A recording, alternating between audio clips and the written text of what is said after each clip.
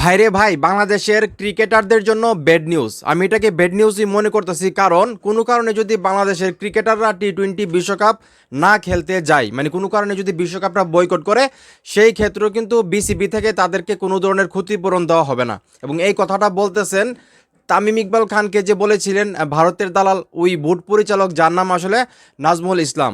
ওনাকে যখন সাংবাদিকরা প্রশ্ন করে যে বাংলাদেশ এবং ভারতের যে অবস্থা এবং টি-20 বিশ্বকাপ নিয়ে যে কাহিনী চলতেছে, সেইখানে যদি বাংলাদেশ কোনো কারণে আসলে বিশ্বকাপ না খেলতে যায়, তাহলে কি বাংলাদেশের ক্রিকেটারদেরকে আসলে ক্ষতিপূরণ দেওয়া হবে কিনা? কারণ বাংলাদেশের ক্রিকেটাররা তো ওইখান থেকে এক্সট্রা টাকা ইনকাম করতে পারতো এবং স্পন্সরের মাধ্যমেও টাকা ইনকাম করতো। বাংলাদেশের ক্রিকেটারদের কিন্তু মোটামুটি ভালো একটা টাকা ইনকাম হইতো বিশ্বকাপটা যদি খেলা হয় আর বাংলাদেশ যদি খেলতে যায় আর কি। তো সেইখানে কিন্তু উনি জবাব দিয়েছেন, বিশ্বকাপে না গেলে ক্রিকেটারদেরকে ক্ষতিপূরণ কেন দেব? ওরা খারাপ খেললেও আমরা তো টাকা দেই, বন্ধ করি না। মানে উনি বলতেছেন যে না খেললে আমরা কেন টাকা দেব?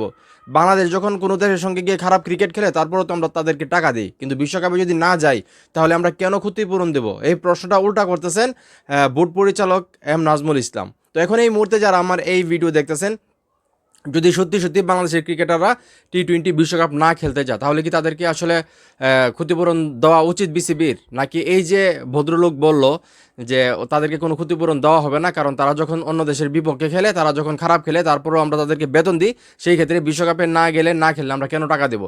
তো এই কথাটা কি যুক্তি কিনা সেটাও কমেন্ট করে জানাবেন। ভিডিওটা ভালো লাগলে অবশ্যই শেয়ার করবেন।